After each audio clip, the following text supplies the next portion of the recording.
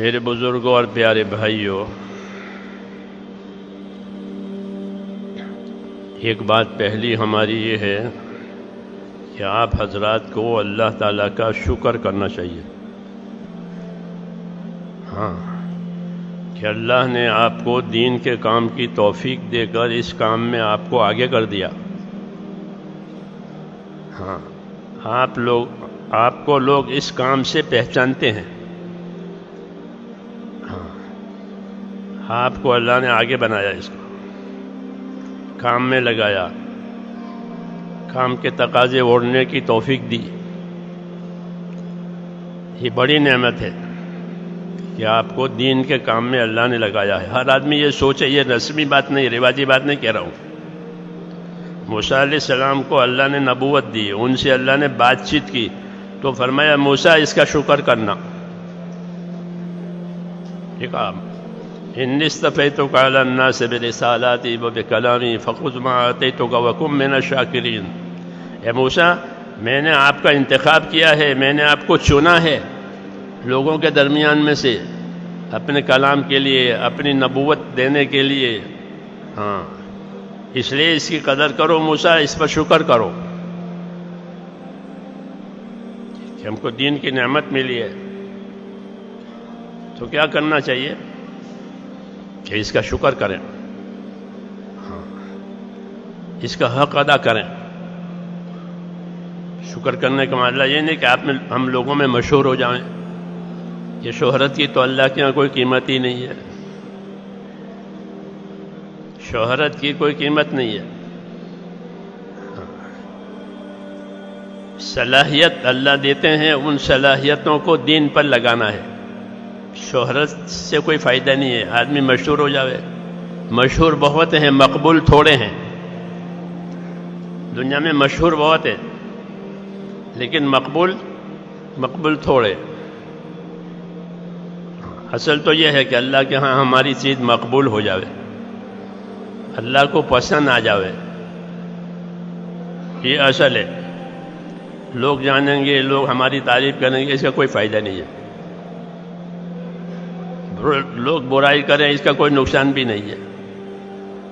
جی ہاں، انبیاء کرام کے ساتھ دونوں باتیں، لوگوں نے ان کی برائیاں بھی کی، ہاں، کیا کچھ نہیں، فرمایا صبر کر لو، وَاصْبِرْ عَلَىٰ مَا يَقُولُونَ۔ لوگ جو باتیں کرتے ہیں اس پر آپ صبر کرو، انہیں چھوڑو آپ۔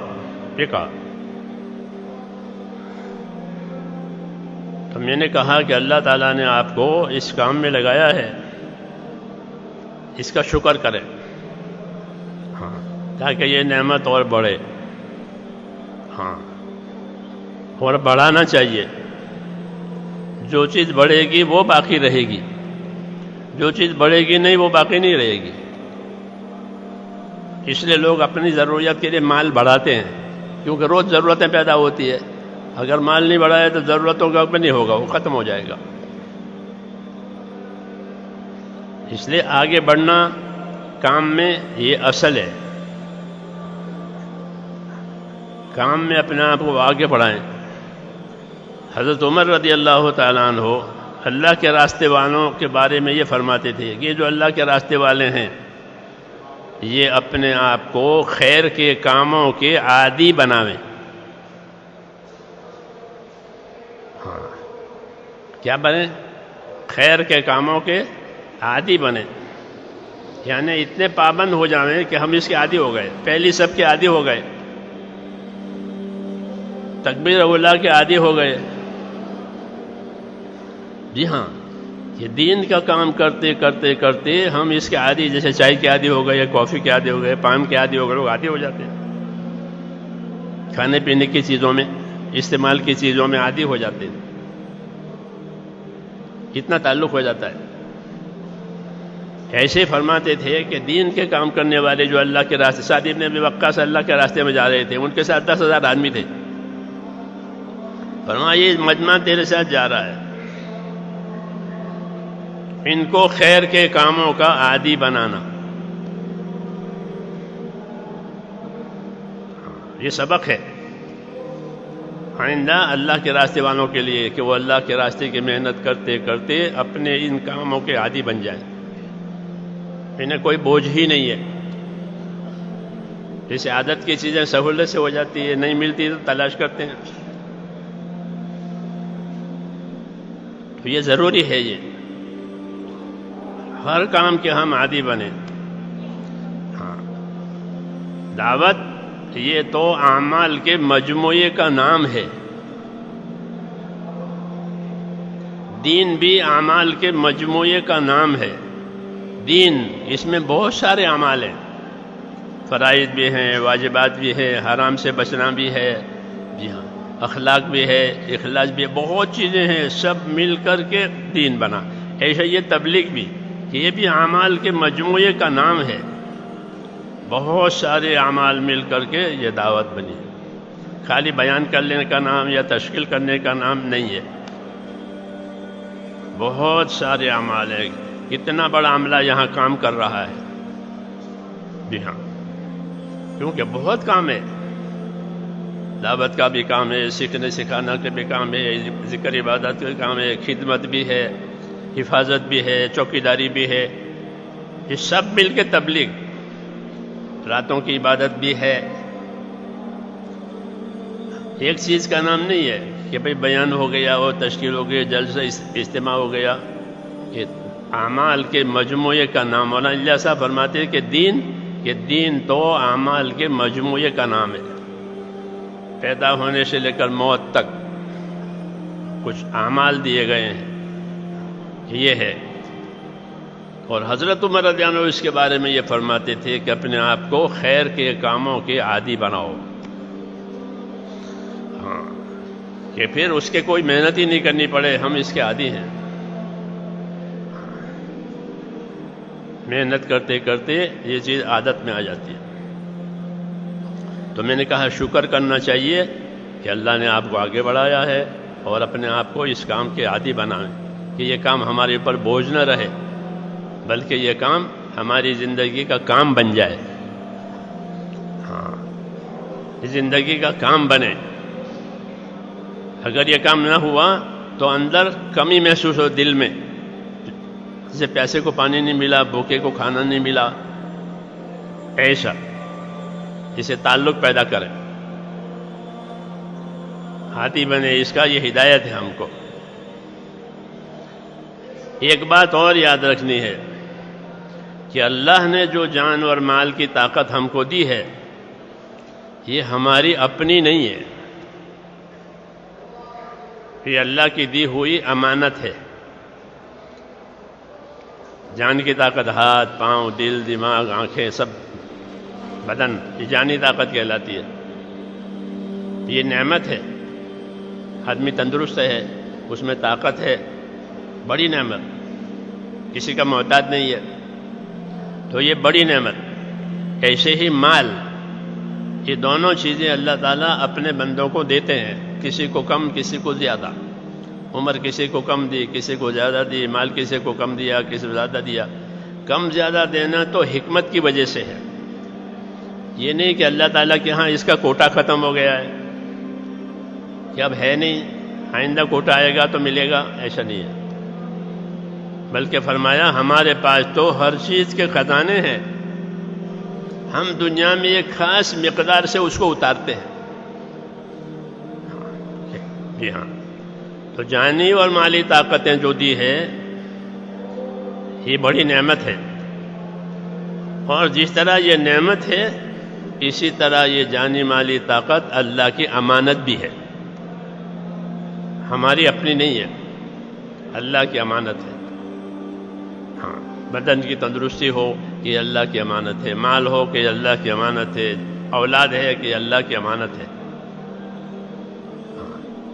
یہ کسی ذمہ داری کے پورا کرنے کے لیے دی ہے. ہاں، شوق پورا کرنے کے لیے نہیں دی ہے، عیش کرنے کے لیے نہیں دی ہے، گناہ کرنے کے لیے نہیں دی ہے. امانت ہے. حکومتیں اپنے کارکنوں کو بہت سی چیزیں گاڑیاں بھی دیتے ہیں، موٹر سائیکل بھی دیتے ہیں، تو وہ سیر کرنے کے لیے، شکار کرنے کے لیے نہیں.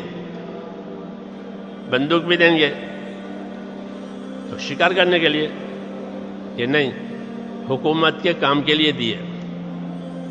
جو بھی چیز ان کے پاس ہے حکومت کی، وہ حکومت کے کام کے لیے. مولانا الیاس صاحب رحمۃ اللہ علیہ فرماتے تھے کہ مسلمان کی زندگی سپاہی کی زندگی، سپاہی کے بعد جو کچھ ہے وہ سرکاری ہے، وہ سرکاری کام کے لیے ہے. حکومت کا ہے، حکومت کے کام کے لیے اس کے پاس ہے. اس کو حکومت کا ہی کام کرنا ہے، دوسرا کام وہ نہیں کر سکتا. ایسے مسلمان کہ مسلمان کو جو چیزیں دی ہے وہ اسلام کے لیے دی ہے، دوسرے کام کے لیے نہیں دی ہے. غیر اسلامی کام کے لیے کوئی طاقت اللہ نے نہیں دی ہے.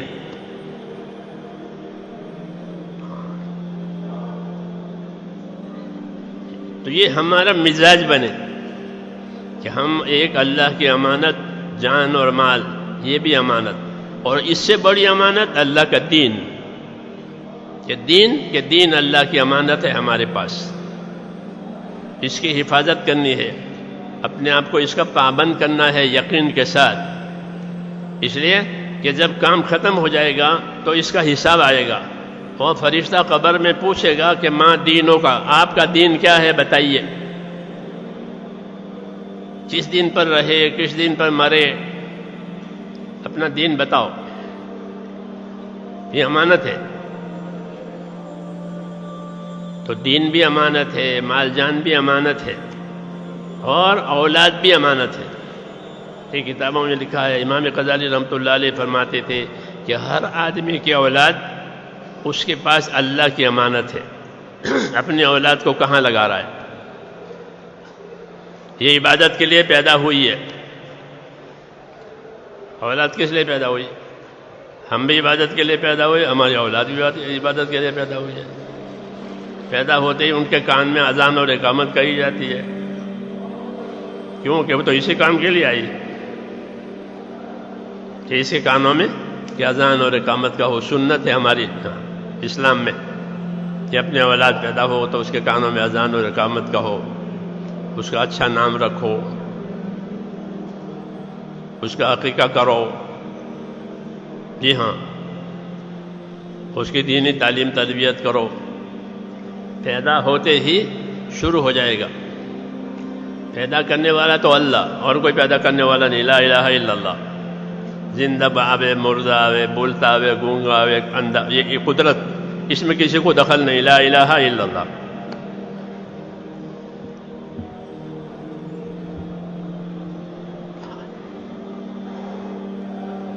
جب پیدا ہو گیا تو کہ پیدا ہو گیا تو محمد الرسول اللہ. اب محمد الرسول اللہ والی لائن چلے گی. ہاں، پیدا ہوتے ہی وہ کیا کہ اس کے کانوں میں اذان کہو، ہاں، اقامت کہو، اچھا نام رکھو، بولنا سیکھے تو اس کو لا الہ الا اللہ سکھاؤ. جی ہاں، لڑکے کو لڑکے کے کپڑے پہناؤ، لڑکے کو لڑکے کے کپڑے پہناؤ. شروع ہو جائے گا. ہاں، محمد رسول اللہ یہ پیدا ہوتے ہی شروع ہو جائے گا. کہاں تک؟ کہ قبر میں اتارنے تک. جب مردے کو قبر میں اتارا جاتا ہے تو سنت یہ ہے کہ اتارنے والے کو ہے بسم اللہ وعلی ملت رسول اللہ. یہ کہہ کر کے اتارنے والے اس کو اتارے کہ بسم اللہ وعلی ملت رسول اللہ، اللہ کے نام کے ساتھ اور محمد صلی اللہ علیہ وسلم کی ملت اور طریقے پر یہ امانت جا رہی ہے ہمارے کندھوں پر سے. یہ ترتیب ہے زندگی کی، پیدائش سے لے کر کے موت تک اسلام. جی ہاں، اب زندگی کے درمیان میں جو بھی کام کرے وہ لا الہ الا اللہ محمد رسول اللہ کے ساتھ. نماز پڑھے تو اللہ کا حکم محمد صلی اللہ علیہ وسلم کے طریقے کے مطابق. روزہ رکھے، حج کرے، لا الہ الا اللہ محمد رسول اللہ، اللہ کا حکم محمد صلی اللہ علیہ وسلم کا طریقہ. رکوع میں جاوے تو، سجدے میں جاوے تو، حج میں جاوے تو، دکان میں جاوے تو، کھیتی میں جاوے تو، مزدوری میں جاوے تو لا الہ الا اللہ محمد رسول۔ اس لیے اس کو سیکھے کہ زندگی کا ہر کام اللہ کے حکم کے مطابق، نبی صلی اللہ علیہ وسلم کے طریقے کے مطابق آوے۔ مسلمان دنیا دار نہیں ہوتا، یاد رکھو، مسلمان دنیا دار نہیں ہوتا کہ ہم تو دنیا دار ہیں، ہم نہیں نہیں نہیں، هو سماکم المسلمین، اللہ نے تمہارا نام مسلم رکھا ہے، تم دنیا دار کیسے ہو گئے؟ کہتے ہیں لوگ کہ ہم تو دنیا دار ہیں، وہ بیچارے اپنے آپ کو پہچانتے ہی نہیں کہ ہماری کیا شان ہے کہ اللہ نے تمہارا نام مسلم رکھا ہے، یعنی حکم کو ماننے والا، حکم کو پورا کرنے والا، یہ اس کی شان ہے، یہ میرا بندہ ہے حکم پورا کرنے والا، حکم لے کر کے چلنے والا، حکم لے کر زندگی گزارنے والا۔ ہاں، اس کا یہ مقام ہے، اس کا یہ مرتبہ ہے، اللہ نے اس کا نام رکھا ہے مسلم، اطاعت کرنے والا، بات ماننے والا، بات ٹالنے والا نہیں، بات ماننے والا۔ تو یہ ہماری شان ہے، مسلم، سر سے لے کر کے پاؤں تک مسلم۔ یہ پولیس کو دیکھتے ہیں نا آپ، سر سے لے کر پاؤں تک پولیس، کتنا ہی بڑا مجمع ہو، شادی کا ہو، جنازے کا ہو، تبلیغ کا ہو، پولیس کا آدمی اگر کھڑا ہے، چھوٹے بچے سے پوچھو کہ یہ کون ہے، بچہ کیا کہے گا؟ پولیس۔ ہاں، کہ یہ پولیس ہے، وہ سر سے پاؤں تک پولیس ہے۔ یہ مسلم کے سر سے پاؤں تک مسلم، کیوں کہ اپنے مقام کی حفاظت کے لیے اور اپنے مرتبے کی حفاظت کے لیے اس کو ایسا بننا پڑے گا۔ بتا دے گا اس وقت وہ ڈیوٹی پر ہے، ہاں، جب وہ ڈیوٹی پر ہوتا ہے تو پوری حکومت کی طاقت اس کے ساتھ ہوتی ہے۔ ہاں، کہ ڈیوٹی پر ہے، ڈیوٹی پر نہیں ہے اور اس کو کوئی مارے کوئی بات نہیں، وہ ڈیوٹی پر ہے تو کہ پھر وہ حکومت کا ہے، ہاں، اس کی حکومت مدد کرے گی۔ ایسے ہم اپنی ڈیوٹی پر ہوں گے کہ اللہ ہماری مدد کرے گا، اور ہم ڈیوٹی پر نہیں ہیں ہماری مدد نہیں ہے۔ مقام کا تو یہی مطلب ہے، مرتبے کا تو یہی مطلب ہے کہ بھائی ہم نے مرتبہ دیا ہے، ہاں، تو مرتبہ کوئی پیشانی پر تھوڑا لکھا ہوا ہوتا ہے، مطلب ہے کہ اپنی ڈیوٹی پر ہے، اپنی ذمہ داری پر ہے۔